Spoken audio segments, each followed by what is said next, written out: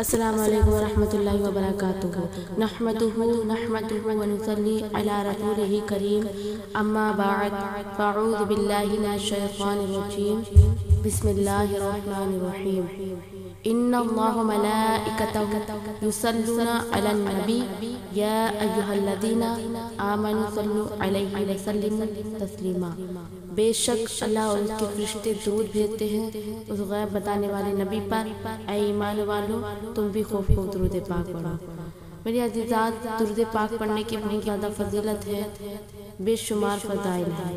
ایک مرتبہ میرے آقا صلی اللہ علیہ وسلم نے ارشاد فرمایا کہ جو شخص مجھ پر درود پاک ایک مرتبہ درود پاک پڑھتا ہے تو اللہ تعالیٰ اس پر 10 رحمت نازل فرماتا ہے۔ اور میرے آقا نے ارشاد فرمایا کہ جو شخص مجھ پر درود پاک پڑھنا بھول جاتا ہے وہ جنت کا راستہ بھول جاتا ہے۔ میری عزیزات، یہ رمضان مبارک کا مہینہ ہے اور ہم لوگ روزہ رکھتے ہیں اور افطار کرتے ہیں، تو افطار کے وقت ہمیں چاہیے کہ ہم بہت زیادہ احتیاط کریں، کیونکہ وہ وقت ہمارا عذاب کا باعث بن سکتا ہے۔ اب ہمارے ذہن میں یہ سوال پیدا ہو رہا ہے کہ وہ وقت عذاب کا باعث کیوں بن سکتا ہے؟ وہ وقت عذاب کا باعث اس وجہ سے بن سکتا ہے کہ اگر ہم افطار وقت سے پہلے کر لیں تو وہ وقت ہمارے لیے عذاب کا باعث بن جائے گا، کیونکہ ہمیں جب تک کامل یقین نہ ہو جائے کہ سورج غروب ہو گیا ہے تب تک ہمیں افطار نہیں کرنی چاہیے۔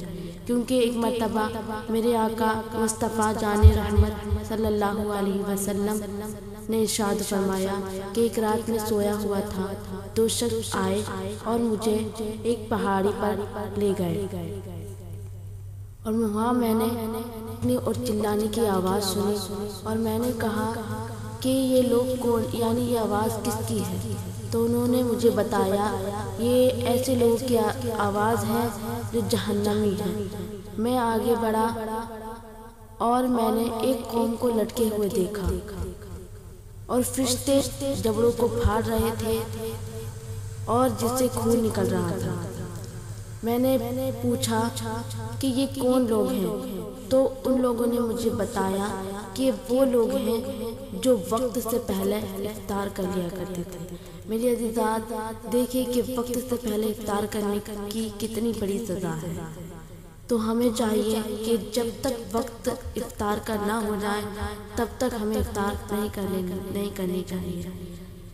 السلام علیکم ورحمۃ اللہ وبرکاتہ۔